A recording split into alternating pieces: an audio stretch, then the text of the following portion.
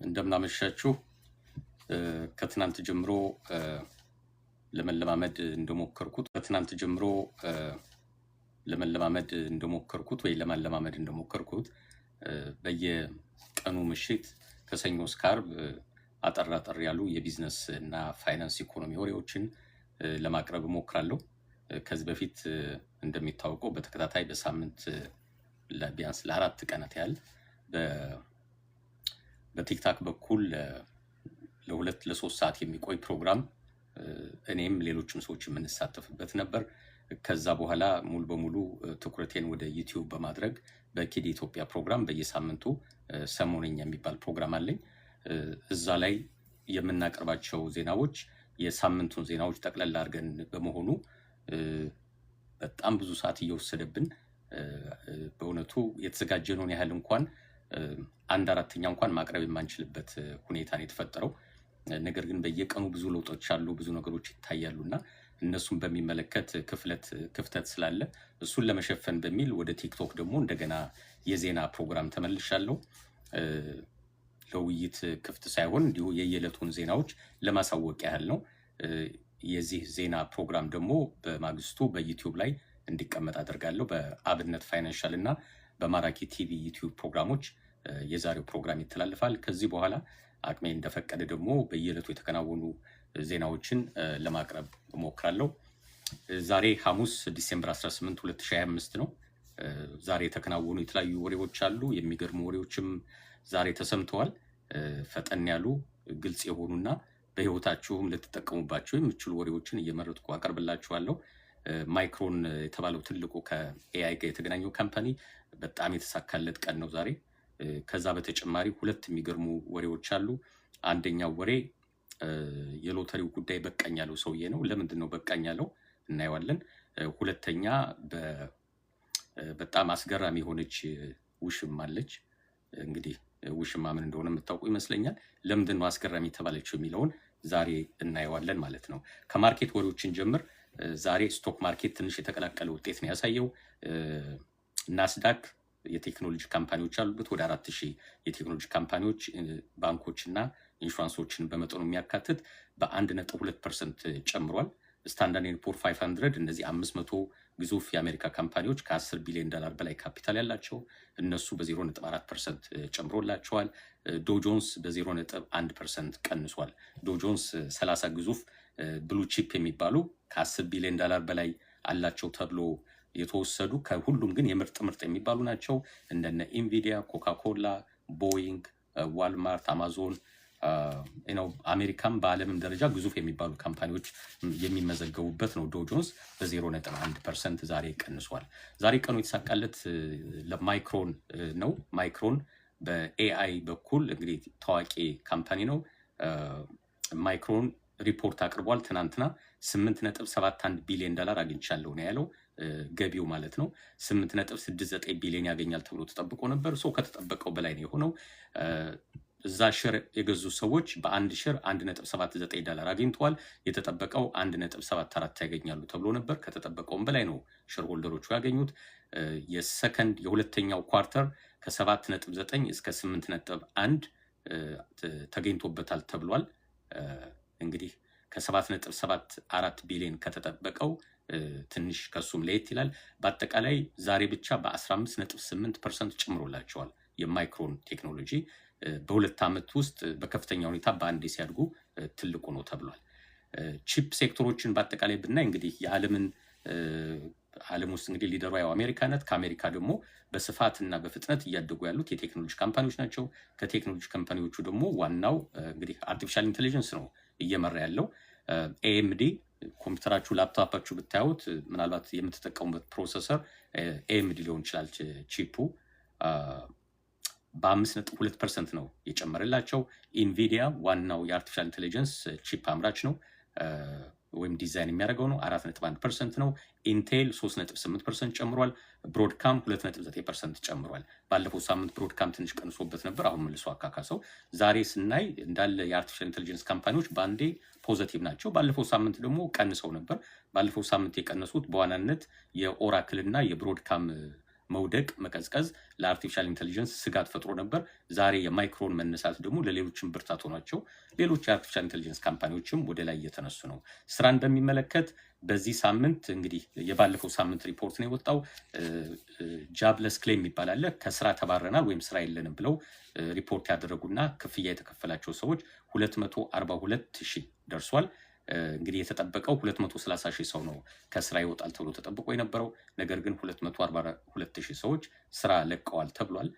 እንግዲህ ለአራት ተከታታይ ሳምንት ማለት ነው ከተጠበቀው በላይ ብዙ ሰዎች ከስራ እየተሰናበቱ መሆኑን የተነገራቸውና በየስቴቱ የአንኢምፕሎይመንት ኢንሹራንስ ስላለ እሱን ኢንሹራንስ ቤኔፊት የሚጠቀሙ ብዙዎቻችሁ በኮቪዱ ጊዜ አሜሪካ የነበራችሁ ሰዎች እንዲያውም ያኔ ስራ ከመስራት አለመስራት ይሻል ነበር። የፌደራል መንግስትም ስቴቶችም ከፍ ያለ ብር ይሰጡ ነበር። ሰዎች በየቤቱ በተቀመጡበት ወቅት እንዳይጎዱ በሚል ብዙ ገንዘብ ያገኙ ነበር። አሰራሩን ግን ብዙዎቹ ያኔ አውቀውታል። አንኢምፕሎይመንት ኢንሹራንስ በየሳምንቱ ይሞላል።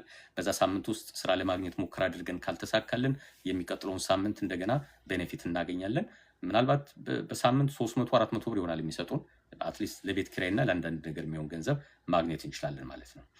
ነዳጅን በሚመለከት 77.80 ሳንቲም ሆኗል በአንድ በርሜል በዓለም አቀፍ ደረጃ ማለት ነው። ትናንት በ4.2% ቀንሶ ነበር በቬኔዙዌላ ምክንያት ማለት ነው። አሜሪካና ቬኔዙዌላ ትንሽ ነገሩን እያከረሩት ነው፣ ወደ ጦርነት የሚሄዱ ይመስላል። ዛሬ መሰለኝ ፕሬዚዳንት ትራምፕ ደግሞ መሬታችንና ነዳጃችን እንዲመለስልን እንፈልጋለን ብለዋል። ከተወሰነ ዓመት በፊት ብዙ የአሜሪካ ነዳጅ ካምፓኒዎች ከቬኔዙዌላ እንዲወጡ ታዘው ነበር። ያው የኮሚኒስት ስርዓት ነበር ቬኔዙዌላ ውስጥ እና በዛ መሰረት ካምፓኒያችን መመለስ አለባቸው ብለዋል። እና የጦርነቱ ምክንያት እሱ ይሆን የሚል ስጋት ፈጥሯል። አሁን የትላልቅ የአሜሪካን ካምፓኒዎች ተመልሶ ቬኔዙዌላ መግባት ከፈለጉ በዚህ መንገድስ ነው ወይስ ተመልሶ ቢዝነስ የሚሰራው ያን ሀገር መልሶ በመቆጣጠር የሚል ጥያቄ ይፈጥራል። በድሮ ጊዜ በአፄ ቴዎድሮስም ጊዜ እንደምናውቀው ትላልቅ የሚባሉ ፓወርፉል መንግስታት ምክንያት ይፈልጋሉ አንድን ሀገር ሄደው ለመቆጣጠር። በአፄ ቴዎድሮስ ጊዜም ሰራተኞች የኛ ዜጎች ታስረዋል ብለው ነው ወታደር ልከው ኢትዮጵያን ለማጥቃት የሞከሩት። ካምፓኒያቸውንስ ለማስመለስ ወደ ነበረበት ለማስመለስ ያን ያህል ጥረት ያደርጋሉ ወይ ብሎ መጠየቅ ነው። መሬታችን የሚመለስልን ብለዋል ፕሬዚዳንት ትራምፕ። ምን ማለት እንደሆነ ግልጽ አይደለም። ቬኔዙዌላ ውስጥ አሜሪካ ምን አይነት ህጋዊ መሬት እንዳላት አይታወቅም። ለሁሉም ይሄ እንደዚህ አይነት ወሬዎች የነዳጁን ዋጋ ይረብሹታል። ምክንያቱም በዓለም አቀፍ ደረጃ ቁጥር 1 ድፍድፍ ነዳጅ ያላት ቬኔዙዌላ ናት። እንግዲህ 3 አይነት የነዳጅ አይነቶች አሉ። በጣም ሶፍት የሚባለው አለ፣ ሁለተኛው ሌቭል አለ። ዋናው ግን ይሄ ድፍድፍ ነዳጅ የሚባለው ቁጥር 1 የሚገኘው ቬኔዙዌላ ውስጥ ነው። ቁጥር 2 አይ ቲንክ ካናዳ ናት። ቁጥር 3 ራሻ ናት። እነዚህ ሶስቱ ሀገሮች ከአሜሪካ ውስጥ እንግዲህ በታሪፉ ምክንያት አጣብቂኝ ውስጥ የገቡ ናቸው። ቢያንስ ካናዳንና ራሻን አታክ ማድረግ ላይ ችሉ ይችላሉ። ቬኔዙዌላን ግን የተዘጋጁ ይመስለኛል። ዶላር በዚህ ሳምንት ቀንሷል ነው የተባለው። በ0.3% የዶላር ዋጋ ቀንሷል።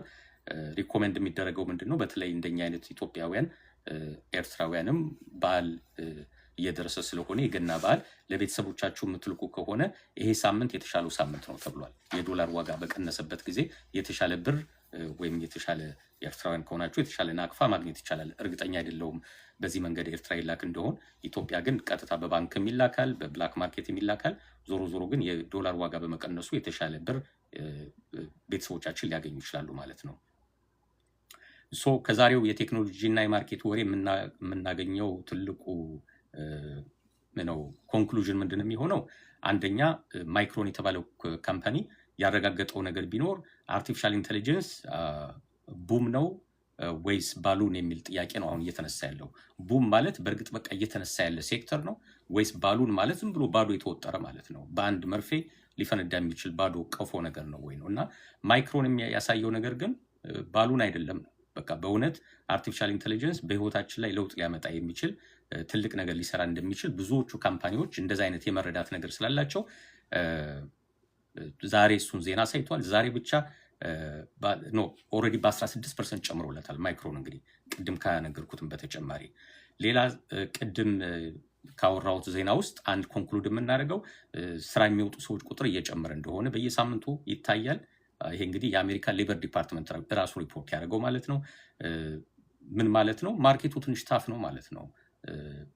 በተለይ አይቲ ላይ ያሉ ሰዎች ትንሽ ሊቸገሩ ይችላሉ። በፌደራል መንግስት የቆየ ጉዳይ ነው። ሰራተኛ እንቀንሳለን የሚል ነገር ስለነበር አሁን ደግሞ ጃንዋሪ እየመጣ ነው። ጃንዋሪ 30 ላይ በጀቱ ካልታደሰ በቀር እንደገና የካቲትና መጋቢት ደግሞ ብዙ የፌዴራል መንግስት ሰራተኞች ደሞዝ ላይ ያገኙ ይችላሉ። ላይክ ኦክቶበር ላይ እንደነበረው ሊሆን ይችላል። ስለዚህ እንደነዚህ አይነት ፍርሃቶች ስላሉ የስራ ማርኬቱ እንደገና መቃኘትና ዜናውን በየጊዜው መከታተል ያስፈልጋል። ቅድም እንዳልኩት ሬሚተንስ ወደ ሀገር ቤት ገንዘብ መላክ የምትፈልጉ ሰዎች ከሚቀጥለው ሳምንት ይልቅ የዚህ ሳምንት የተሻለ ነው ተብሏል። የሚቀጥለው ሳምንት ትንሽ ዶላር ከፍ ሊል ስለሚችል በቫልዩ ደረጃ የምንልከው ገንዘብ በኮመርሻል ባንክ በኢትዮጵያ ባንኮች ሲመነዘር መጠነኛ ለውጥ ሊያመጣ ስለሚችል ማለት ነው። ከዚህ ውጭ ሌሎች ካምፓኒዎችስ ምንድን ነው ያገኙት ከተባለ እንግዲህ ትልቁ ማይክሮ እንደተጠበቀ ሆኖ HBM ወይም ደግሞ ሃይ ባንድዊዝ ሜሞሪ የተባለው በአጠቃላይ በ400% ከዓመት እስከ ዓመት ጨምሮላቸዋል። AI በአጠቃላይ እየተስተካከለ ነው። ዴታ ሴንተሮች ከፍተኛ ኢንካም እያገኙ ነው። ይሄ ካምፓኒ ከዴታ ሴንተሩ ብቻ $4.8 ቢሊዮን አግኝቷል። በአጠቃላይ ከሽያጩ 55% ያህል ያገኘው በከፍተኛ ሁኔታ ዲማንዱ መጥቷል ሲሉ የካምፓኒው ሲኢኦም ተናግረዋል። ወደ ጫማ እንሂድ። የስፖርት ጫማ ናይኪ ትናንትና ነው ሪፖርት ያቀረበው። የኳርተር ፐርፎርማንሱ ምን እንደሚመስል አቅርቧል። ትናንት ከ4 PM ላይ ነው ስቶክ ማርኬት የሚዘጋው የኒውዮርክ ስቶክ ማርኬት። ከ4 PM በኋላ ሪፖርቱን አቅርቧል። በአጠቃላይ በኳርተሩ ውስጥ $12.4 ቢሊዮን ነው ያገኘው ናይኪ። እንግዲህ ናይክ በጣም ትልቅ ካምፓኒ ነው። ናይክ የስታንዳርድ ፑር 500 ውስጥ ያለ ካምፓኒ ነው። which means ከ10 ቢሊዮን በላይ የማርኬት ቫልዩ ያለው ካምፓኒ ነው። ነገር ግን በናይክ የተጠበቀው $12.1 ቢሊዮን ያገኛል ተብሎ ነበር የተጠበቀው በገበያ ደረጃ። ያገኘው ግን 12.4 ነው። ከተጠበቀው በላይ ሰርቷል ማለት ነው። ብዙ ሰዎች የተሻለ ጫማ የናይክን ብራንድ ገዝተዋል። ከነ አዲዳስ ወይም ከነ ሌሎቹም ጋር ሊወዳደር ይችላል። ኤኒዌይ እዛ ላይ ኢንቨስት ያደረጉ ሰዎች 0.78 ሳንቲም በአንድ ሸር አግኝተዋል። ያው እንግዲህ አንድ ሰው ስቶክ ሲገዛ ሁለት ጥቅም ነው ያለው። የመጀመሪያው በየኳርተሩ ሪፖርቱ በሚወጣበት ጊዜ ካምፓኒው ካተረፈ ሸር ይሰጣቸዋል። አሁን ናይክ 0.78 ሰጥቷቸዋል። ማይክሮን ወደ $1 መሰለኝ ቅድም ያነበብኩት ካልተሳሳትኩ 1 ነጥብ ከምናምን ሰጥቷቸዋል በአንድ ሸር ማለት ነው። ሸሩ ለምሳሌ 100 ብር የተሸጠ ሸር ሊሆን ይችላል። በየኳርተሩ የተወሰነ ብር ይሰጠናል። ያችን ገንዘብ ማውጣት እንችላለን። ከፈለግን መልሰን እዛው ላይ ሪኢንቨስት ማድረግ እንችላለን። ሁለተኛው ደግሞ ይሄ ተጠራቅሞ የዛሬ 5 ዓመት 10 ዓመት ዛሬ በ20 ብር የገዛነው ሸር ያኔ በ500 ብር የሚሸጥ ከሆነ ከፍተኛ ትርፍ በአንድ ሸር ይገኛል ማለት ነው። መልቲፕል ሸር የገዛ ሰው በዛው ልክ ገንዘብ ያገኛል። ልክ ቤት እንደመግዛት ማለት ነው። ዛሬ ቤት በ500 ሺህ ገዝተን የዛሬ 10 ዓመት 1 ሚሊዮን ከገባ ቤቱ ቢሸጥ ቴክኒካሊ 500 ሺህ ብር ትርፍ እንደተገኘበት የካፒታል ጌን ይባላል። የዛ አይነት ውጤት ነው ያለው። ነገር ግን በሰሜን አሜሪካ የናይክ ሽያጭ በ8% ቀንሷል። በ3 ዓመት ውስጥ በጣም አነስተኛ የሚባለው ወይም ወርስት የሚባል ውጤት ነው። በዚህ መንገድ ቀንሶ አያውቅም ባለፉት 3 ዓመታት። በቻይና በኩል በ1% ጨምሯል። ነገር ግን በቻይና የናይክ ጫማዎች በ5% ያድጋሉ ሽያጩ ተብሎ ይጠበቅ ነበር። ነገር ግን በ1% ብቻ ነው የጨመረው። በመሆኑም እዛ ጋር ኢንቨስት ያደረጉ ሼር ሆልደሮች ትንሽ ቅሬታ አላቸው ማለት ነው። በቅሬታቸው መሰረት የናይክ ስቶክ ዛሬ በ3.2% ቀንሶበታል። ስለዚህ ዋናው ምን እየሰራ ነው ብቻ ሳይሆን ምን ኤክስፔክት እናደርጋለን። ምክንያቱም ኢንቨስትመንት ስለ ትናንትና ጉዳይ ሳይሆን ስለ ነገ ነው የሚያስበው። በተለይ ከሌሎች ካምፓኒዎች ጋር ሲወዳደር ሆካ፣ ኦንራኒንግ የሚባል ሌሎች ተፎካካሪዎችም ስላሉት እንግዲህ አዲዳስ በነ ጀርመን አካባቢ ያለ ፕሮዳክት ስለሆነ ወይም በአውሮፓ ስለሆነ የእሱን ዴታ ማግኘት አልቻልኩም ለጊዜው። ለሁሉም ግን በአሜሪካ በኩል ሌሎች ተፎካካሪዎች ስላሉት ከዛ አንጻር ሼር የገዙ ሰዎች ዛሬ ቀን ሸጠዋል ብዙዎቹ ማለት ይቻላል። የስቶክ ዋጋ በ3.2% ቀንሶበታል። ስለዚህ ዋናው ምንድነው? በኢንቨስትመንት ዓለም ኤክስፔክቴሽን ትልቅ ሚና ይጫወታል። ተስፋ ካለን በአንድ ካምፓኒ ላይ፣ በማርኬቱ ላይ፣ በራሳችን ህይወት ላይ ተስፋ ካለን ሞር ኢንቨስት እናደርጋለን። ተስፋችን በሚጨልምበት ጊዜ ወይ በካምፓኒው ወይ በማኔጅመንት ወይ በፖለቲካል ሲስተም፣ በኢኮኖሚ ሲስተሙ፣ በኢንፍሌሽኑ ተስፋችን በሚጨልምበት ጊዜ ደግሞ ገንዘባችን ወደ መያዝ ልንሄድ እንችላለን። ፌዴክስ አንድ ዋርኒንግ ዛሬ አስተላልፏል። ይሄው ምንድነው የሚለው የሚቀጥለው ዓመት በተለይ የሆሊዴይ ሽፍመንቱ ከጠበቅነው በታች ሊቀንስ ይችላል ብሏል። ለምን እንደዚህ እንዳለ እኔ አላወቅኩም፣ ዝርዝሩን አላየሁትም። ያሁ ፋይናንስ ነው ይሄን ያወራው። ምክንያቱም ባለፈው ወር ኖቨምበር ላይ ከፍተኛ ሽያጭ ነው የነበረው። ታንክስ ጊቪንግም በጣም ከፍተኛ ነበር። ሳይበር ማንዴይም በኦንላይን የተገዙትም ብዙ ዕቃ ናቸው የተሸጡት። በኦንላይን ከተገዙ ቤታችን ድረስ የሚያመጡልን እነማን ናቸው? እነ ፌዴክስ፣ እነ ዩፒኤስ፣ በአማዞን ከሆነ ራሱ አማዞን ነው። እና እንደዚህ ሞቅ ሞቅ ባለበት ጊዜ ለምን እንደዚህ አይነት ሪፖርት እንዳወጣ እርግጠኛነቱን አላውቅም፣ ግን የራሳቸው አናሊሲስ ነው። በዛ ምክንያት የእነሱ ስቶክ ራሱ ዛሬ በ6.8% ቀንሶባቸዋል። የተናገሩት ግን በዓላማ ነው። ዞሮ ዞሮ ግን እነሱም ተጎድተዋል ማለት ነው። እንግዲህ ዋናው ወደ ኢኮኖሚ ዜናዎች ስንሄድ ዋናዎቹ የዛሬዎቹ አንደኛው ሌበር ማርኬት ነው። 242,000 ሰዎች ነው ክሌም ያደረጉት ስራ የለንም ብለው።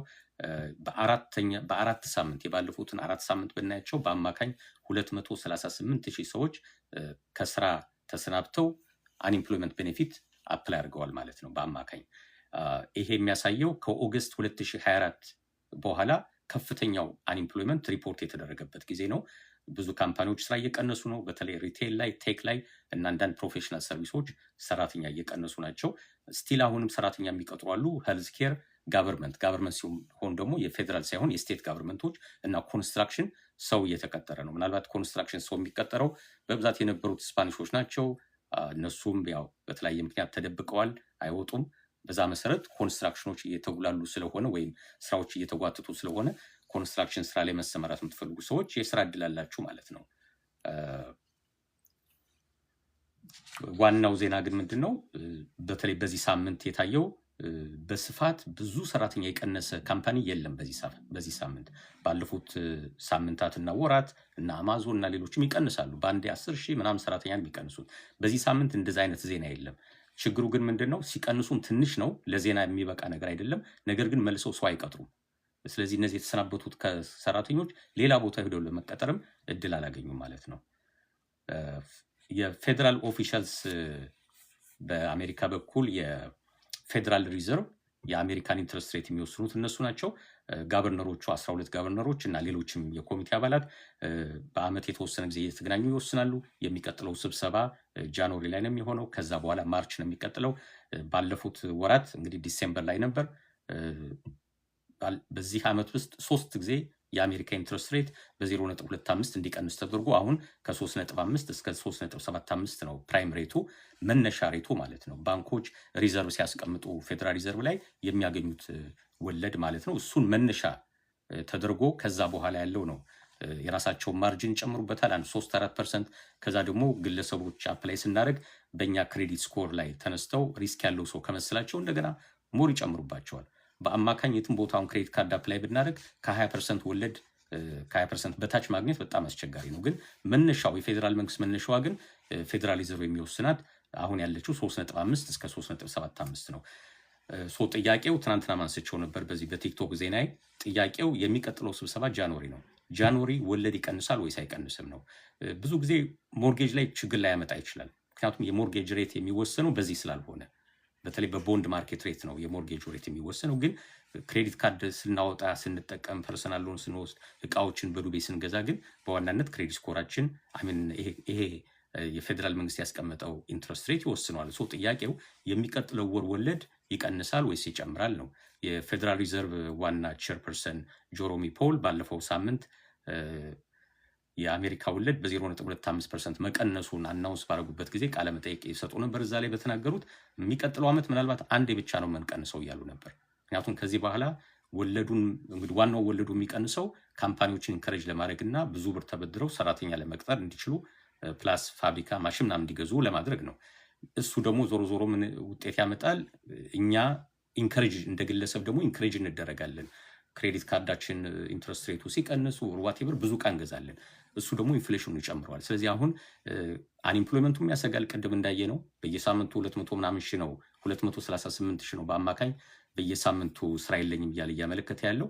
ከሱ ይልቅ በጣም የሚያሰጋው ኢንፍሌሽኑ ነው። ተመልሰን ደግሞ ኢንፍሌሽኑ ጣጣ ውስጥ መግባት አንፈልግም የሚል መልእክት አስተላልፈው ነበር። ዛሬ ደግሞ 3 የፌዴራል ሪዘርቭ ጋቨርነሮች ተመሳሳይ የሚመስል መልእክት አስተላልፈዋል። አንደኛው ክሪስቶፈር ዋለር ናቸው። እሳቸውም ከዚህ በኋላ ኢንፍሌሽኑ መስተካከሉን በቂ ማስረጃ ማየት ፈልጋለሁ ብለዋል። በቃ የኔ ዋና የሚያሳስበኝ ኢንፍሌሽኑ ነው ለማለት ነው። ኢንፍሌሽኑን ካላሸነፍ ነው በቃ ስለ ሬት ስለመቀነስ ከዚህ በኋላ መስማት አልፈልግም ብሏል። ሁለተኛው ራፋኤል ቦስቲክ ናቸው። እሳቸው ደግሞ 2026 ላይ አንዴ ምናልባትም ማክሲመም ከተባለ ሁለቴ ብቻ ልንቀንስ እንችላለን ብለዋል፣ ካሁኑ ማለት ነው። ጃን ዊሊያምስ አሁን ምንም ኢንተረስት ስለመቀነስ ማሰብ የለብንም በቃ ጥሩ መስመር ላይ ነን ብለዋል። የአሜሪካ ኢንፍሌሽን አሁን ወደ 2.78% ነበር ባለፈው ወር ተብሎ ዲክሌር የተደረገው። ስለዚህ ከዚህ በኋላ ተመልሰ እንደገና ኢንትረስት ሬት ምንቀንስ ከሆነ ኢንፍሌሽኑ መልሶ ሊወጣብን ነው ከ3% በላይ። ስለዚህ እሱም መቆጣጠር ስላለብን ከዚህ በኋላ ሌላ መጨመር የሚያስፈልግ አይመስለኝም ብለዋል። ብሉምበርግ እና ፌዴራል ሪዘርቭ ነው እነዚህን መግለጫዎች ያስተላለፉት። ማርች ላይ ምናልባት እንግዲህ ሊቀንሱ ይችላሉ ወለድ፣ ካልሆነ ግን ጃንዋሪ ላይ በሚኖረው ስብሰባ ተስፋ አታድርጉ የሚል መልእክት ተላልፏል ማለት ነው። የአሜሪካ ኮንሱመሮች ወይም ተጠቃሚዎች ምርትና አገልግሎት የሚገዙ ሰዎች ምንድነው ዛሬ የታየው ነገር ከተባለ ያው ዛሬ የዕለታዊ ሪፖርት ስለሆነ የማቀርበው በአጠቃላይ የሪቴል ሽያጭ በ0.4% ጨምሯል። የተለያዩ ግሮሰሪዎች ሊሆኑ ይችላሉ፣ ልብስ፣ ጫማ የሚሸጥባቸው ሪቴል ቦታዎች በአጠቃላይ በ0.4% ጨምሯል። በኖቨምበር ወር 0.3% ነበር የኤክስፔክት የተደረገው ወይም የነበረው፣ አሁን ግን ትንሽ ጨምሯል። በዋናነት ሪቴሉ የጨመረው መኪና፣ ሬስቶራንቶች ላይ እና እንደ ልብስ፣ ኤሌክትሮኒክስ እና ፈርኒቸር አይነት ናቸው። ሌላ የተዳከሙም ስላሉ ብዙ ያልተገዛባቸው ቦታዎች አሉ። በእነዚህ ኤሪያዎች ግን ሪቴል ሽያጩ ጥሩ ነበር ተብሏል።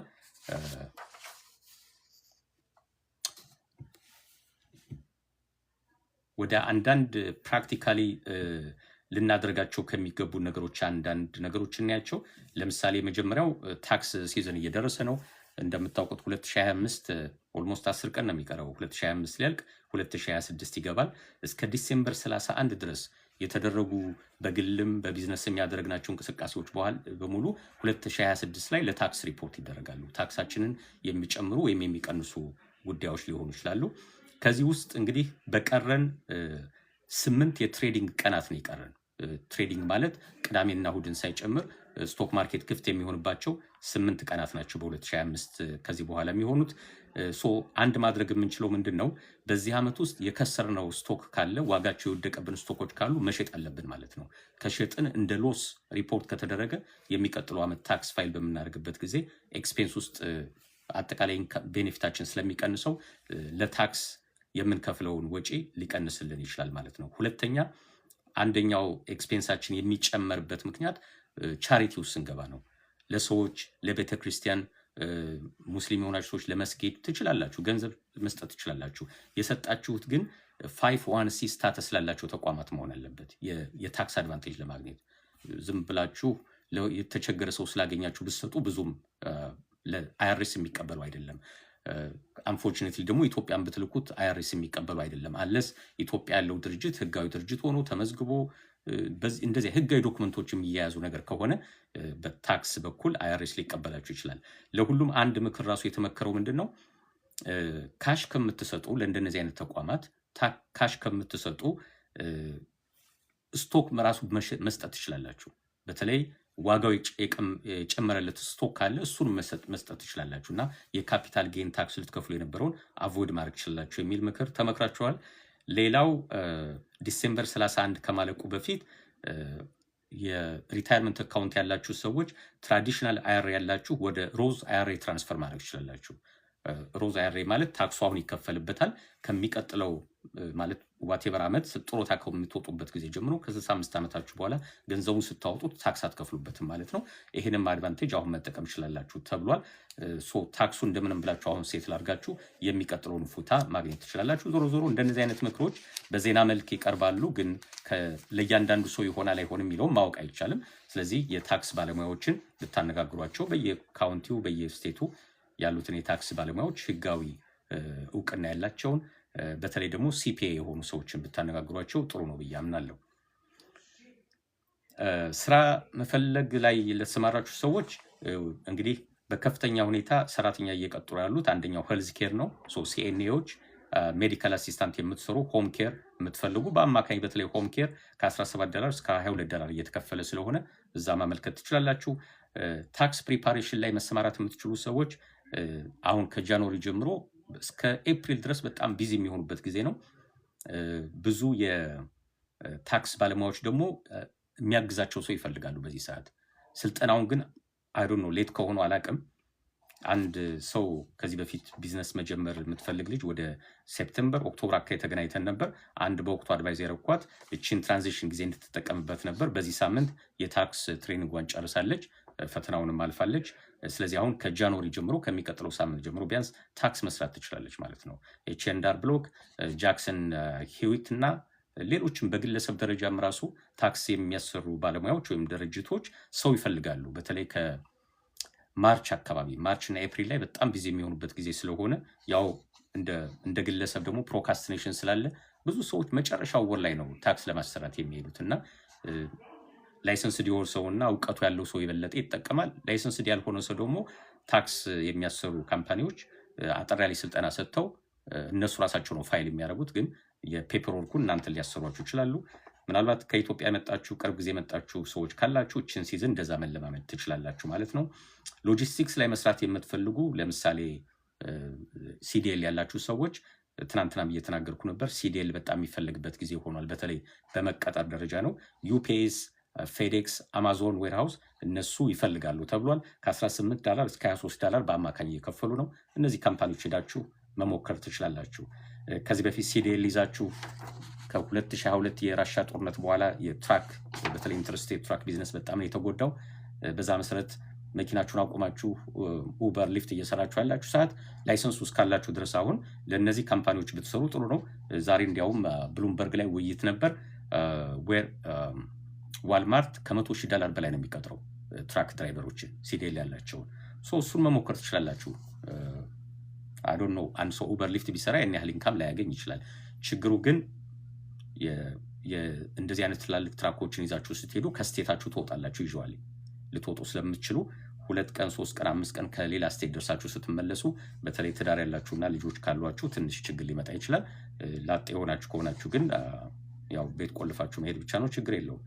መንግስትን በሚመለከት ያው ፌደራል መንግስት ሰው እየቀጠረ አይደለም፣ ወይም በጣም በሴሌክቲቭ በሆኑ ኤሪያዎች እንደ አይቲ እና ይሄ ለአይስ ፖሊሶች እንዲያውም $50,000 መሰለኝ ቦነስ ይሰጣል አይስ ውስጥ መግባት ለሚፈልጉ። ግን ያው ስታፍ ስራው ከበድ እንደሚል መገመት ትችላላችሁ።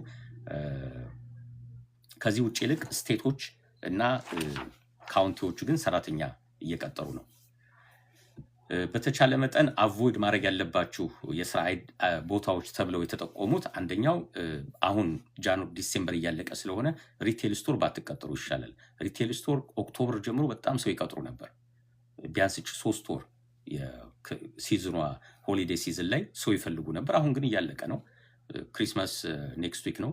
ስለዚህ ከዚህ በኋላ ሰው አይፈልጉም።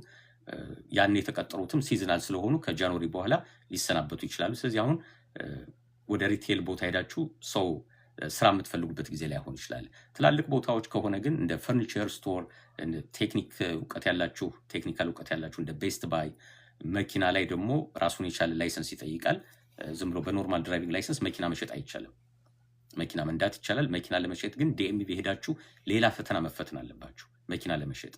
እሱን ፈተና ስታልፉ ነው ያችን ወረቀት ይዛችሁ ዲለርሺፕ ጋር ሄዳችሁ መኪና ለመሸጥ መቀጠር የምትችሉትና እንደነዚህ አይነት ቦታ ትችላላችሁ። ግን ይሄ ልብስ፣ ጫማ ምናምን የሚሸጥበት ቦታ ላይ ስራ ማመልከት ብዙ አይዋጣም ተብሏል። ከጃንዋሪ በኋላ ብዙ ሰራተኞች ከስራ ስለሚሰናበቱ። ቴክኖሎጂን በሚመለከት አሁን ብዙ ተስፋ የሚሰጥ አይደለም። ማለት በተለመደው መንገድ ድሮ ዴታቤስ ተምሮ ሳይበር ሴኩሪቲ ተምሮ ቶሎ ይገኝበታል የሚባለው ስራ አሁን ትንሽ አስቸጋሪ ሆኗል እና እሱን ያዝ ማድረግ ያስፈልጋል።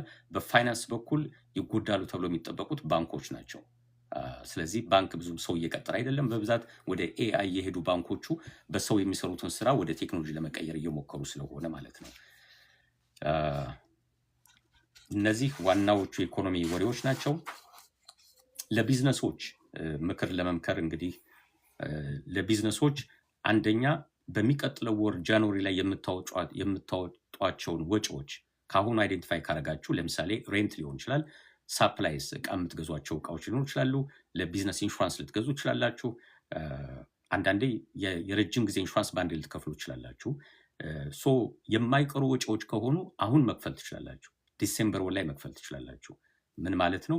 የዲሴምበር ኤክስፔንሳችሁ ስለሚጨምርላችሁ የዲሴምበር ቶታል ለታክስ የምትከፍሉትን ገንዘብ ይቀንስላችኋል። ያ ገንዘብ ኔክስት መንዝም መከፈሉ አይቀርም። የሚቀጥሉ ዓመት ደግሞ የራሱ እድልም ኦፖርቹኒቲም ጉዳትም ይዞ ይመጣል። ያኛውን ለሚቀጥሉ ዓመት ትታችሁት ግን አትሊስት ጃንዋሪ ላይ የሚከፈሉ ክፍያዎችን በዚህ ሳምንት ብትጨርሷቸው ለሚቀጥለው ዓመት ታክስ ፋይል ስታደርጉ ኤክስፔንስ ውስጥ ሊገባላችሁ ይችላል። ዲቴሉን ግን ታክስ የሚሰራላችሁን ባለሙያ ብታነጋግሩ ጥሩ ነው። ሁለተኛ ኢኩዊፕመንት መግዛት ለምትፈልጉ ሰዎች አይ ዶንት ኖ በኢትዮጵያውያን ቢዝነስ እንደዚህ አይነት ትላልቅ ኢኩዊፕመንት የሚፈልግ ቢዝነስ ኢትዮጵያውያን ብዙ የሉም። ግን ካላችሁ ሴክሽን 179 ዲዳክሽን የሚለው እስከ 1.22 ሚሊዮን ዶላር ድረስ ዲዳክት ማድረግ ስለምችሉ አድቫንቴጁን መጠቀም ትችላላችሁ። ለሰራተኞቻችሁ ቦነስ መክፈል ለምትፈልጉ ሰዎች አሁን ቦነስ ብትከፍሏቸው ጥሩ ነው። በ2025 ዲዳክተብል ይሆንላቸዋል፣ ኤክስፔንሳችሁን ይጨምርላቸዋል። ዊች ሚንስ የምትከፍሉትን ታክስ ይቀንሳል። ብዙ ኢትዮጵያውያን አይ ቲንክ ለሰራተኛ ቦነስ የሚከፍሉ አይመስለኝም። ምክንያቱም አብዛኛው የእኛ ሀገር ካምፓኒዎች ማይክሮ ናቸው፣ ስሞል ቢዝነስም አይደሉም። ከ10 በታች ሰራተኛ ስላላቸው ብዙዎችም ቦነስ የሚከፍሉ ስለማይመስለኝ ይሄ እንትን ብዙም ላይ ጠቅማቸው ይችላል። ለኢትዮጵያን ሬስቶራንቶች ያው ብዙዎቻችን እንደምናውቀው የኢትዮጵያ ሬስቶራንቶች ያው ባህላችን አልለቅም፣ የኢትዮጵያ ምግብ እንመገባለን። በበዓል ጊዜ በተለይ ሰብሰብ ብለን በየቤታችን እንመገባለን። አመቱን ሙሉ ግን ከአሜሪካውያን ሬስቶራንት ይልቅ አብሾቹ የራሳችን ሬስቶራንት መሄድ እንፈልጋለን። የኢትዮጵያ ሬስቶራንቶች ደግሞ የሚታሙባቸው የራሳቸው ነገር አለ። አንደኛ ንጽህና ጉዳይ ነው። ከሽንት ቤት ጀምሮ ሌሎች ንጽህናዎች በየስቴቱ ያሉ ሬስቶራንቶች ሰዎች ሲያሙ ኮምፕሌን ሲያደርጉ የሰማችሁ ይመስለኛል። ይሄኛው ያኛው ማለት አልችልም። ከሽንት ቤቱ ጀምሮ ከነ ኪችኑ ንጹህ ነው ወይ፣ በተለይ ኪችናቸው ብዙ ጊዜ ምግብ የሚበስልበት ንጹህ ነው ወይ ብላችሁ ብትጠይቁ የምታገኙት መልስ በጣም የሚያስደነግጥ ሁሉ ሊሆን ይችላል። ለሁሉም ምንድን ነው ማድረግ የሚችሉት የኢትዮጵያ ሬስቶራንቶች፣ የኤርትራ ሬስቶራንቶች ከተባላችሁ በሚቀጥለው ሳምንት ትንሽ ማርኬታቸው ቀዝቀዝ ይልባቸዋል። አንደኛ በዓል ነው፣ ክሪስማስ ነው፣ ከዛ ታንክ ኒው ይር ይመጣል። ብዙዎቻችን ዘመድ ጓደኛ ቤት ነው የምንውለው የምናመሸው፣ ሬስቶራንት ሄደን ምግብ አንመገብም።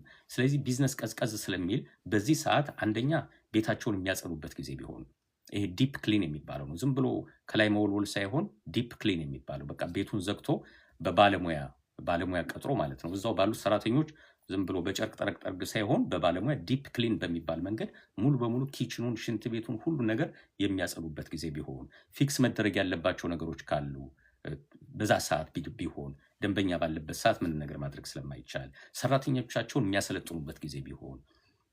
ያው አበሾች ነን፣ አንድ ነው ባህላችን፣ ለውጥ የለውም። ዛሬ ካስተመር የሆነ ሬስቶራንት ሄጄ ካስተመሩ በደንብ አላስተናግደኝም የምንለው ሰው እኛም ለደንበኞቻችን ተመሳይ ነገር ነው የምናሳያቸው ዩዥዋሊ። ምክንያቱም ደሴም ካልቸር ነው ሼር የምናደርገው። መወቃቀሱ መሰዳደው ምንም ለውጥ የለውም። በደንበኛ አልተስተናገድኩም ብሎ እዛ ጋር የሚመጻደቀው ሰው ቢሮ ብትሄዱ ከዛ ሰው የባሰ ባህሪ ሊያሳያችሁ ይችላል። አንድ ካልቸር ነው ያለን እኮ። ማንን ይወቅሳል? እውነቱን ለመናገር እነዛም ሬስቶራንቱ ጋር ደግሞ ያሉትን ልጆች ብትዋቸው ብዙዎቹ በትምህርት ከኛ ሁሉ የተሻሉ ሊሆኑ ይችላሉ። ጊዜው ሆኖ ስደት ላይ ናቸው። ወረቀታቸው እስኪስተካከል ምንም አማራጭ የላቸውም። አንገታቸውን ደፍቶ ይኖራሉ። ለእነሱም ስልጠና የሚሰጥበት ጊዜ ቢሆን ምንድን ነው በአሜሪካ ደረጃ ሰው ኤክስፔክት የሚያደርገው? ምክንያቱም እኛ ኢትዮጵያ በነበርን ሬስቶራንት ገብተን ኢትዮጵያ በነበርንበት ጊዜ ኮምፕሌን የማናደርገውን ነገር እዚህ ስንመጣ ግን ኮምፕሌን እናደርጋታለን። ምክንያቱም ሌሎች የነጮች ሬስቶራንት ስንሄድ እንደዚ አይነት ነገር ስለማናይ ለምንድን ነው እንደዛ የማያደርጉት የሚል ጥያቄ እንጠይቃለን። አሁን የሽንት ቤት መሽተት ጉዳይ ኢትስ ኮመን። ኢትዮጵያ ያለን ቢሸት ምንም አይመስለንም። እዛም እዚህም ተመሳሳይ ነገር ስለምናይ አሜሪካ መጣን ግን ነጮች፣ ስፓኒሾች እነሱ ሬስቶራንት ምንም የሚሸት ነገር የለም። ኢትዮጵያን ጋር ስንመጣ ለምንድን ነው ሽንት ቤቱ የሚሸተው? ለምንድን ነው የሚቆሽሸው? እጅ መታጠቢያ አካባቢ ቆሻሻ የሚሆነው? የተጣመሙ ነገሮች የሚታዩት ለምንድን ነው? ለምን ንጹህ የሆነ ነገር ለምን አናይም? ስለዚህ በዚህ ሰዓት ቢዝነሱ ቀዝቀዝ ባለበት የሚቀጥለው ሳምንት ባለቤቶቹ ቁጭ ብላችሁ ለሰራተኞቻቸው ስልጠና የሚሰጥበት በባለሙያ ማለት ነው። ዝም ብሎ መወቃቀስ መሰዳደብ ሳይሆን ባለሙያ አስቀምጣችሁ ቤዚክ የሆነ የካስተመር ሰርቪስ ትሬኒንግ የሚያገኙበት። አንዱ ለምሳሌ አይናፋርነት ይመስለኛል እኛን የሚያጠቃን ሁላችንም ነን። ምግብ እየተመገበ ሰው ማየት ፌር አይደለም። አስተዳደጋችን እንደዛ ነው። ምን ታፈጣለህ እየተባለን ያደግ ነው። ስለዚህ ሰው እየተመገበ ሰውን ማየት ይፈራሉ ብዙዎቹ የኛ አስተናጋጆች። እናኛ ሚጥሚጣ ወይ የሆነ ነገር ፈልገን እጃችን ስናነሳ አያዩንም። እንኳን እጅ አንስተና ከዛ በፊት እጅ ማንሳትም እንኳን አይጠበቅብንም። ቀና ስንል አስተያየታቸውን አይተው የሆነ ነገር ይፈልጋል ብሎ መጠጋት ነበረባቸው። እኛን እንዳያዩን ደግሞ ሰው ምግብ እየበላ እንዴት አፍጥጠው ያያሉ? አስተዳደጋችን የሁላችን እንደዛ ነው። ስለዚህ ምንድነው ማድረግ የሚቻለው የሚለውን ነገር ምናልባት አንድ ሰው ጥግ ላይ ሆኖ ሞኒተር እንዲያደርግ የሰውን እንቅስቃሴ ሞኒተር እንዲያደርግ ከዛ በድምፅ የሚቀባበሉበትን ነገር ቴብል ነምበር እንትን እየፈለጓችሁ ነው ብሎ ወዲያው ሲነግሯቸው የዛ ሰው ሄዶ እንዲያስተናግደው ማድረግ ይቻላል። የተለያዩ ዘዴዎችን ተጠቅማችሁ እንዴት ነው ይሄ የሬስቶራንቱን ቢዝነስ የምናነቃቃው የሚለውን ነገር ብንመካከር ለመወቃቀስ ለመሰዳደብ ሳይሆን እኔ እንዳልኩት እዛ የሚያስተናግዱትም ኢትዮጵያን ናቸው፣ እኛም ተስተናጋጆቹ ኢትዮጵያን ነን። አንዱ ከሌላው በምንም አይለይም። ደሴም ካልቸር ነው ያለን። ብዙዎቹ የካስተመር ሳቲስፋክሽን ችግሮች ደግሞ ከካልቸራችን ጋር የተገናኙ ናቸው እንጂ የግለሰብ የግሉ ብቻ ባህሪ አይደለም። እውነቱን ለመናገር እኔ ከታዘብኩት ማለት ነው። የግል ባህሪዎችም አሉ፣ አይጠፉም። እነሱንም ቢሆን በትሬኒንግ ማስተካከል ይቻላል ብዬ አምናለሁ።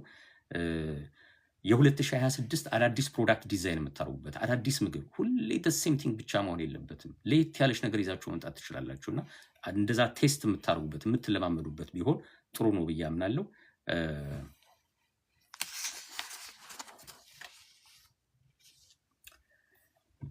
ፕሮግራሜን እየጨረስኩ ነው። የዕለቱን ዜና ዛሬ እንግዲህ ሐሙስ ነው።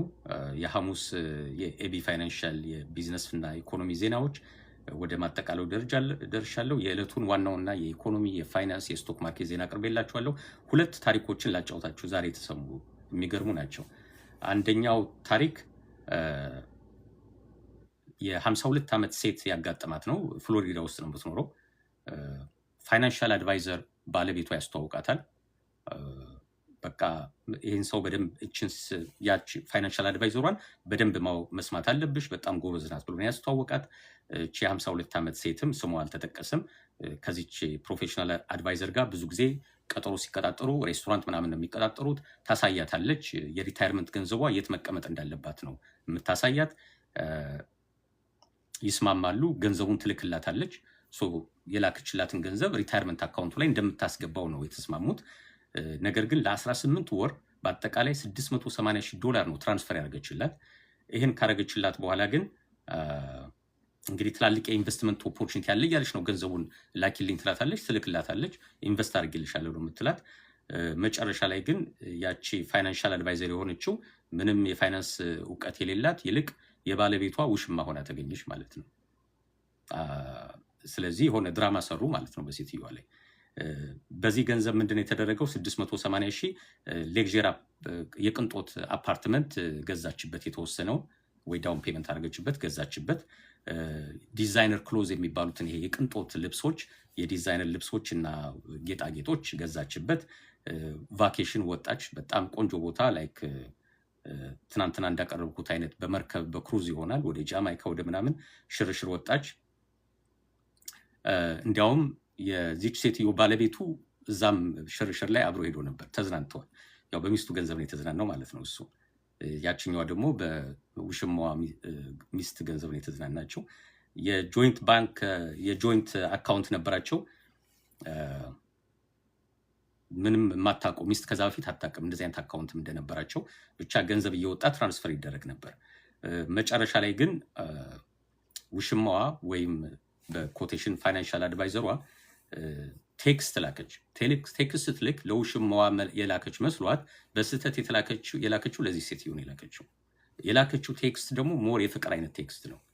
አሁን ገባት ማለት ነው ነገሩ። ጨዋታው የኢንቨስትመንት ጨዋታው ገባት ማለት ነው። መጨረሻ ላይ ጉዳዩ ከታወቀ በኋላ አሁን ምን ደረጃ ነው ያለው ሲባል ባል ዲቮርስ ፋይል አድርጓል። ሊታረቅ የማይችል ልዩነት በሚል ነው ፋይል ያደረገው። እንግዲህ ከባድ ነው። ማን ነበር ፋይል ማድረግ የነበረበት ነው፣ ግን ባል ቀድሞ ፋይል አድርጓል።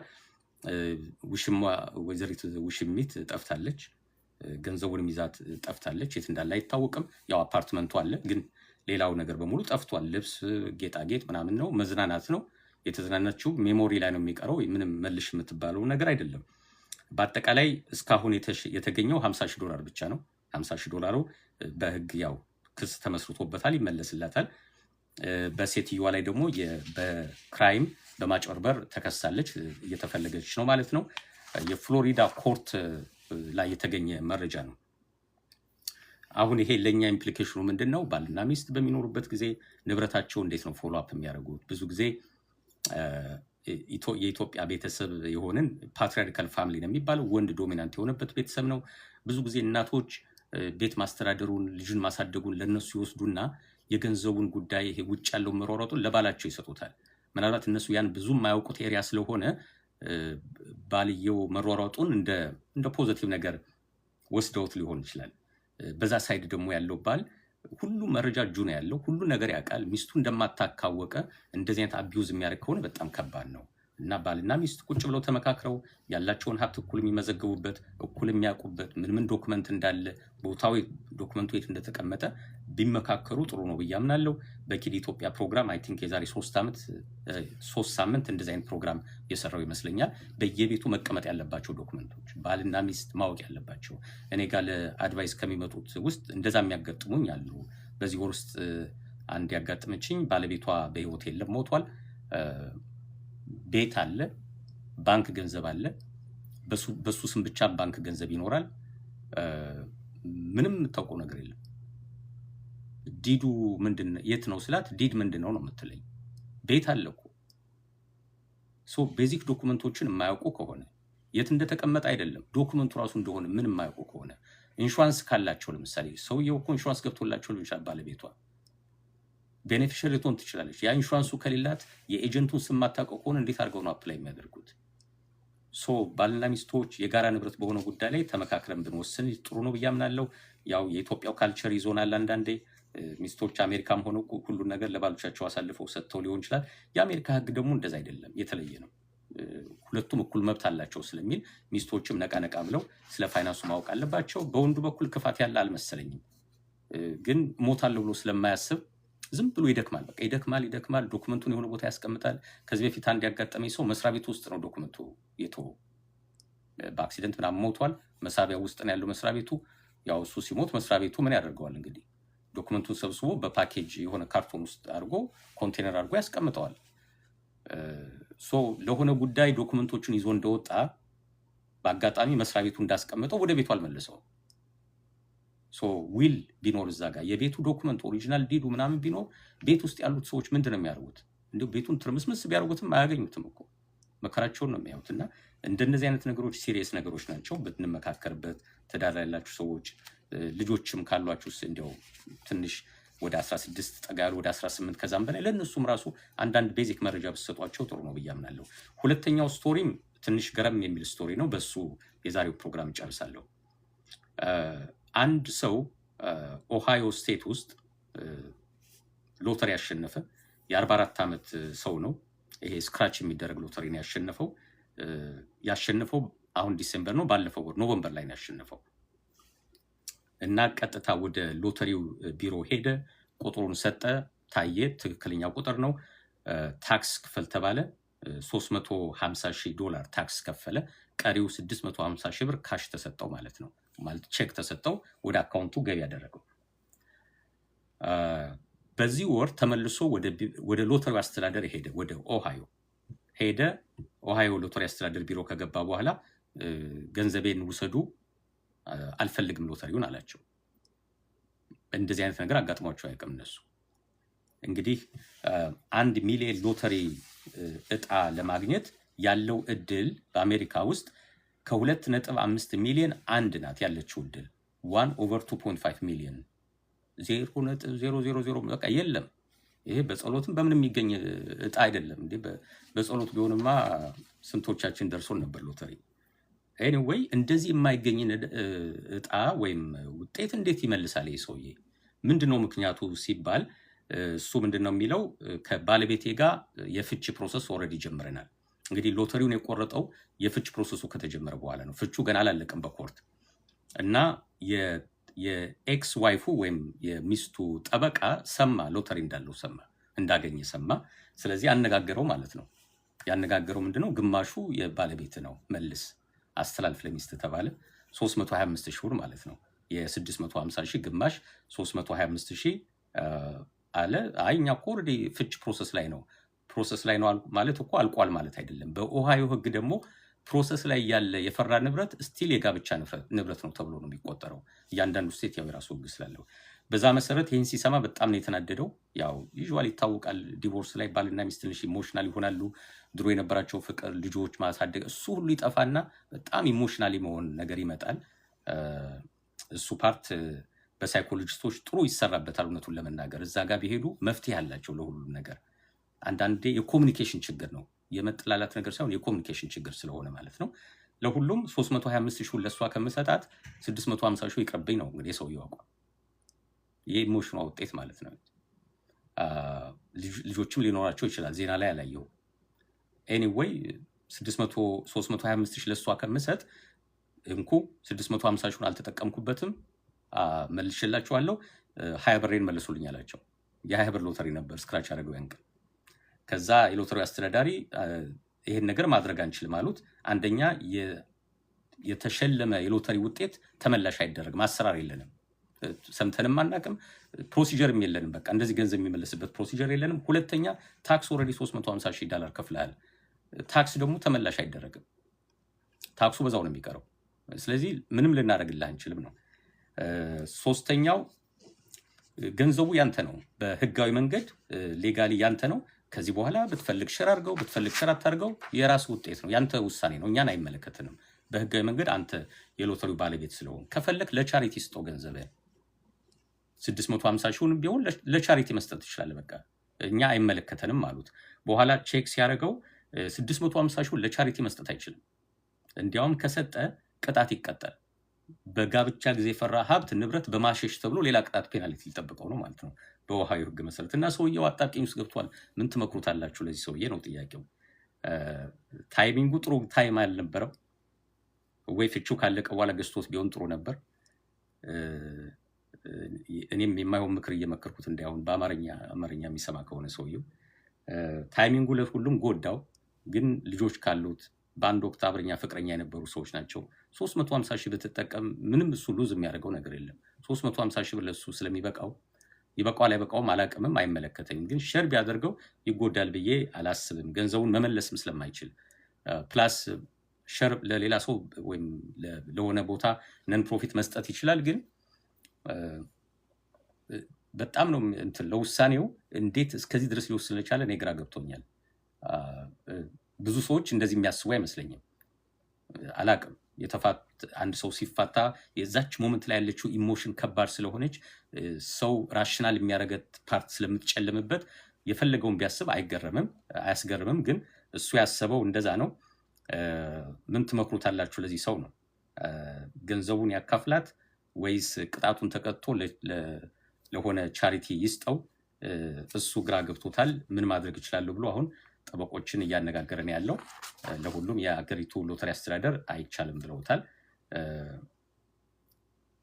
በፍቺ በኩል ራሱን የቻለ አስቸጋሪ ነገር በእኛም ኮሚኒቲ ያለ ሰዎች ፍቺ ውስጥ ሲገቡ ለሰው አይናገሩም፣ ሸር አያደርጉም። ምክንያቱም በቃ መፋታት የሆነ ኔጌቲቭ ነገር አለው ተብሎ ስለሚጠበቅ ዲቮርስ ውስጥ የገቡ ሰዎች ዲፕሬሽን ውስጥ ሁሉ ይገባሉ። የመጀመሪያዎቹ 2 ዓመታት ከባድ ዓመታት ናቸው።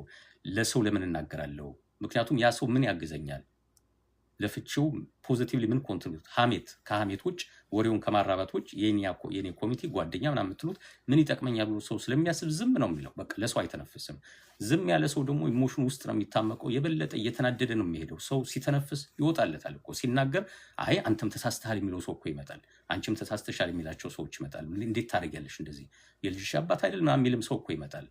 በሌላ በኩል ደግሞ ኔጌቲቭ መካሪዎችም ስላሉ ፍቺው እኮ በጣም ከባድ ነው። ትንሽ ስትቀደድ በቃ ዘሎ የሚገቡ ሰዎች አሉ። በተለይ የፋይናንስ ጉዳይ ኬዙ ካለበት ኢቭን የቤተሰብ አባላት ሳይቀሩ ይገቡበታል በኬዙ ላይ ማለት ነው። እና በእኛ ኮሚኒቲም በጣም ከባድ እንደሆነ አውቃለሁ። ከዚህ አንጻር ግን ባልና ሚስቶች ከመፋታታቸው በፊት 2 አማካሪዎችን ማነጋገር አለባቸው። አንደኛው ኮመን የሆነው የህግ አማካሪዎች ነው፣ ፕሮሲጀሩን ማወቅ አለባቸው። ሁለተኛው ደግሞ የፋይናንስ አማካሪዎች ናቸው። የህግ ላይሰንስ ያላቸው ሰዎች የግድ የፋይናንስ እውቀት አላቸው ማለት አይደለም። አብዛኛዎቹ ክርክሮች ግን የፋይናንስ ክርክሮች ናቸው። አሁን ይሄ የፋይናንስ ክርክር ነው። ቴክኒካሊ ህጉን ተከትሎ ነው የሚወሰነው። ጥያቄው ግን የገንዘብ ነው። ብዙዎቹ የሚያነጋግሩ አጀንዳዎች የገንዘብ አጀንዳዎች ናቸው። የልጅ የሚመስሉትም ጥያቄዎች ዞሮ ዞሮ ከፋይናንስ ጋር የተገናኙ ናቸው። ልጅ ለማሳደግ አሊሞኒ ምናምን እና ለቻይልድ ሰፖርት ገንዘብ ይሰጣል። ዞሮ ዞሮ ከገንዘብ ጋር ይገናኛል። የልጆችን ኢንሹራንስ ማን ነው የሚከፍለው? ልጆቹ ከታመሙስ ዲዳክተብሉ ማን ነው የሚከፍለው? አንድ ልጃችን ወይ አንድ ልጅ ታሞ $200,000 ዋጋ ያለው ሕክምና ቢያደርግ 80% ኢንሹራንሱን ቢከፍል 20%ን ወላጅ ነው የሚከፍለው። ከተፋቱ ከ2 ዓመት ከ3 ዓመት በኋላ ከሆነች ያቺ ችግር የመጣችው ፕሪሚየሙን ይከፍላለሁ ማለት ይችላል እኮ አንድ ሰው። ግድ የለም እኔ መስሪያ ቤቴ ውስጥ ስላለ ልጁ እኔ ጋር ይቆያል ማለት ይችላል፣ እሷም ወይም እሱ። ዲዳክትብሉንስ ማን ነው የሚከፍለው? በኋላ የጋራ ልጅ ስለሆነ ሸር ማድረግ አለባቸው። ግን አንድ ፍቹ ካለቀ በኋላ የራሱ ጉዳይ መባባል ይጀምራሉ፣ የራስሽ ጉዳይ መባባል ሊጀምሩ ይችላሉ። እና እንደነዚህ አይነት ነገሮችን ከፋይናንስ ባለሙያ ጋር መነጋገር የሚቻለው መጀመሪያ ከፋይናንስ ጋር ሴትል አድርጎ ኮመን የሆኑ በዲቮርስ ኬዝ የሚነሳባቸው የፋይናንስ ጉዳዮች አለ። ፕሮፐርቲ፣ ልጅ ማሳደግ፣ ኢንቨስትመንት፣ ባንክ ላይ ያለ ገንዘብ፣ የጥሮታ ገንዘብ ሊሆን ይችላል፣ የኢንሹራንስ ጉዳይ ሊሆን ይችላል። የጥሮታ ገንዘብ ሴት እናት ናት ብዙ ጊዜ የምትጎዳው። ልጆችን ስታሳድግ ቆይታለች። በዛ ምክንያት 10 ዓመት 15 ዓመት ሳክሪፋይስ አድርጋለች። ህይወቷን ለቤተሰቧ የአቅሟን ያህል ኮንትሪቢዩት አድርጋለች። አባት ወይም ባል ከአቅም በላይ ደግሞ ኮንትሪቢዩት አድርጎ ሊሆን ይችላል። 2 ስራ 3 ስራ እየሰራ እንደዚህ አይነት ወንዶች አሉ፣ ጠንካራ ወንዶች 2 ስራ 3 ስራ የሚሰሩ። ምክንያቱም ሚስት ልጃቸውን ይዛ ቴክ ኬር ስለምታደርግ ሁሉም ፋይናንስ መሸፈን ስላለበት ሞርጌጁ፣ ቤት ኪራይ፣ ምግብ የሚመጣው ባል ከሚያመጣው ገንዘብ ሊሆን ይችላል። እናት ደግሞ ልጆቿን ቴክ ኬር እያደረገች ነው። በተለይ ደግሞ ትንሽ ዲሴቢሊቲ ኦቲዝም ያላቸው ልጆች ካሉ ኑሮ በጣም ከባድ ነው ለእናት። ስራ መስራት አትችልም። 10 ምናምን ዓመት ከስራ ወጥታለች። ከዛ በኋላ ተመልሼ ስራ ልግባ ብትል አትችልም። ምክንያቱም ዘመኑ ተቀይሯል፣ ሁሉ ነገር ተቀይሮ ነው የሚጠበቃት። ድሮ በነበራት እውቀት አሁን ማን ይቀጥራታል? ከ10 ምናምን ዓመት በኋላ። ሁለተኛ 10 ምናምን ዓመት ለጥሮታ የተቀመጠላት ገንዘብ የለም፣ ስራ ስላልሰራች ማለት ነው። በሶሻል ሴኩሪቲ የምታገኘው ቤኔፊትም ይቀንሳል። ካምፓኒውም 401k 403 አላስቀመጠላትም። የደከመችው ግን ለቤተሰቧ ነው። ጥሮታዋ ምንድን ነው የምታደርገው? ገንዘብ የላትም። እንደነዚህ አይነት ነገሮች ለጠበቃው ዝም ብለን አሳልፈን የምንሰጣቸው አይደሉም። አንዳንድ የኛ ኮሚቴ አባላት ወይ እንግሊዘኛ ማንበብም ስለሚከብድ ይሆናል ጠበቃው ግጥም አድርጎ ጽሁፍ ጽፎ ይመጣላቸዋል። ፈርሙ ሲላቸው ከስር የት ማለት ብቻ ነው በቃ ጥያቄ፣ የት ልፈርም ነው። ውስጡ ያለውን ነገር ምን ያውቁታል? ስለዚህ መጀመሪያ የፋይናንስ ሰው ይዘው ዋና የዲቮርስ ፋይናንስ ኢሹስ የሚባሉ አሉ። በዲቮርስ ጊዜ መነሳትና መወሰን ያለባቸው የፋይናንስ ኢሹዎች፣ በነዛ ኢሹዎች ላይ ጠበቃው ሳይገባ ማለት ነው ባልና ሚስት በሰከነ መንገድ መነጋገር አለባቸው። የወደፊት ህይወታቸው የልጆቻቸው ህይወት ጉዳይ ስለሆነ እዛ ጋር መጣለቱ መሰዳደቡ ለጊዜው መቆም አለበት። በጣም ኢሞሽናል ጊዜ ናት፣ አንደርስታንድ አደርጋለሁ። ግን የወደፊት ህይወታቸው የሚመለከት ነገር ነው፣ የልጆቻቸውን ህይወት የሚመለከት ነው። ከፋይናንስ ባለሙያ ጋር ቁጭ ብሎ እሱን ከጨረሱ በኋላ ያን የተስማሙበትን ነገር ይዘው ነው ወደ ጠበቃ መሄድ ያለባቸው። ለጠበቃው በዚህ ጉዳይ ላይ ተስማምተናል፣ ስለዚህ ችን ነገር አዘጋጅተህ አስጨርስልን ነው ማለት ያለባቸው። እና እኛ ኮሚኒቲ ላይ እንደዚህ አይነት ችግሮች ስላሉ እንዲሁ በዚህ አጋጣሚ መልእክት ለማስተላለፍ ነው። የዛሬው የሐሙስ የኤቢ ፋይናንሻል ዋና የፋይናንስ የኢኮኖሚ የቢዝነስ አንዳንድ እንደዚህ ማህበራዊ ህይወት የሚመለከቱም ከኢኮኖሚ ጋር የተገላቀሉ ነገሮችንም አቀርባለሁ። ይሄን ይመስላል። እንደወደዳችሁ ተስፋ አደርጋለሁ። ኮሜንት የሚሰጥበትን መንገድ ዘግቼዋለሁ፣ ምክንያቱም እንዲሁ በነፃነት መንገድ ዜናውን ማቅረብ ስለምፈልግ ተሳዳቢዎቹ ምንም ስላሉ እነሱ እንዳይመጡ ለማድረግ ነው። ይሄ ፕሮግራም ነገ ዩቲዩብ ላይ አብነት ፋይናንሻል እና ማራኪ ቲቪ ላይ ይጫናል። ምናልባት ከተወሰኑ ጊዜ በኋላ ደግሞ እንደዚህ ላይ ፕሮግራም ስለሚኖር እዛ ላይ በእንደነዚህ አይነት ጉዳዮች የምንወያይበት ቀን ይመጣል። ሰብሰብ አድርጌ ደግሞ በሳምንቱ የተወሩትን ወሬዎች ደግሞ እና በዚህ ያልተካተቱትን ሌሎችም ብዙ ስላሉ ማለት ነው በሳምንታዊ የኪድ ኢትዮጵያ ዩቲዩብ ፕሮግራም ላይ ማክሰኞ መለሳለሁ። ዛሬ የተላለፈው እንግዲህ ማክሰኞ የምንቀረጸው ሐሙስ ነው የሚተላለፈው። ዛሬ ኪድ ኢትዮጵያ ብላችሁ ዩቲዩብ ገብታችሁ የዛሬው ፕሮግራም መከታተል ትችላላችሁ። ብዙ ጠቃሚ መረጃ እንደምታገኙ ተስፋ አደርጋለሁ። ከኤቢ ፋይናንሻል ጋር ስላመሻችሁ አመሰግናለሁ።